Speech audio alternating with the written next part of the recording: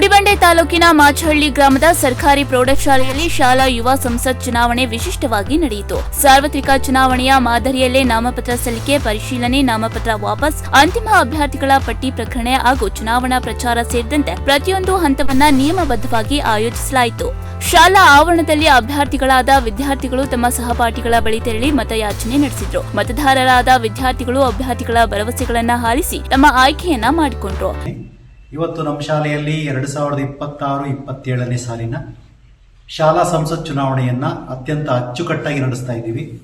Sweep ಸಮಿತಿ ಗುಡಿಬಂಡೆ ಮತ್ತು ELC club ಸರ್ಕಾರಿ ಪ್ರೌಢಶಾಲೆ ಮಾಚಹಳ್ಳಿ ವತಿಯಿಂದ ಇವತ್ತು ನಡೆಸ್ತಾ ಇರ್ತಕ್ಕಂತಹ ಶಾಲಾ ಸಂಸತ್ ಚುನಾವಣಾ ಆಯೋಗದ ನೀತಿ ನಿಯಮಗಳ ಅಡಿಯಲ್ಲಿ ಇವತ್ತು ನಾವು ಮಾಡ್ತಾ ಇರೋದು ವಿಶೇಷ.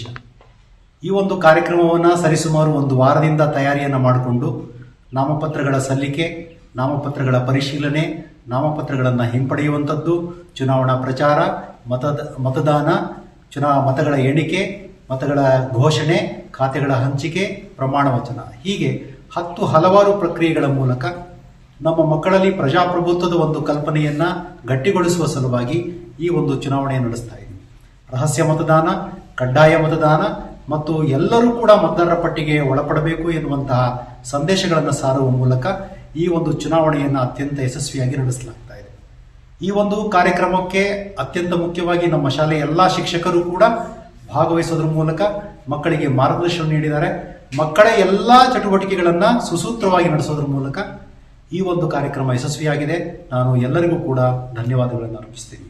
ಈ ಪ್ರಾಯೋಗಿಕ ಚುನಾವಣೆಯ ಮೂಲಕ ಮತದಾನದ ಮಹತ್ವ, ಪ್ರಜಾಪ್ರಭುತ್ವದ ಮೌಲ್ಯಗಳು ಹಾಗೂ ಚುನಾವಣಾ ಪ್ರಕ್ರಿಯೆಯ ಬಗ್ಗೆ ವಿದ್ಯಾರ್ಥಿಗಳಿಗೆ ನೇರ ಅನುಭವ ದೊರೆಯಿತು. ಶಿಕ್ಷಕರು ಚುನಾವಣಾ ಆಯೋಗದ ಅಧಿಕಾರಿಗಳಂತೆ ಕಾರ್ಯವನ್ನ ನಿರ್ವಹಿಸಿ ಸಂಪೂರ್ಣ ಪ್ರಕ್ರಿಯೆಯನ್ನ ಯಶಸ್ವಿಯಾಗಿ ನಡೆಸಿಕೊಟ್ರು. ವಿದ್ಯಾರ್ಥಿಗಳಿಗೆ ಚುನಾವಣಾ ವ್ಯವಸ್ಥೆಯ ಬಗ್ಗೆ ಅರಿವು ಮೂಡಿಸುವ ಉದ್ದೇಶದಿಂದ ಈ ಕಾರ್ಯಕ್ರಮ ಆಯೋಜಿಸಲಾಗಿದೆ. ಮುಂದಿನ ದಿನಗಳಲ್ಲಿ ಜವಾಬ್ದಾರಿತ ಮತದಾರರಾಗಲು ಇದು ಸಹಕಾರಿಯಾಗಲಿದೆ. ಶಾಲೆಯಲ್ಲಿ ನಡೆದ ಈ ಯುವ ಸಂಸತ್ ಚುನಾವಣೆ ವಿದ್ಯಾರ್ಥಿಗಳಿಗೆ ಪಠ್ಯಪುಸ್ತಕದ ಪಾಠಕ್ಕಿಂತಲೂ ಮಿಗಿಲಾದ ಪ್ರಜಾಪ್ರಭುತ್ವದ ಅನುಭವ ನೀಡಿದೆ. ರಾಜೇಶ್, ಪ್ರಗತಿ ಟಿವಿ, ಗುಡಿಬಂಡೆ.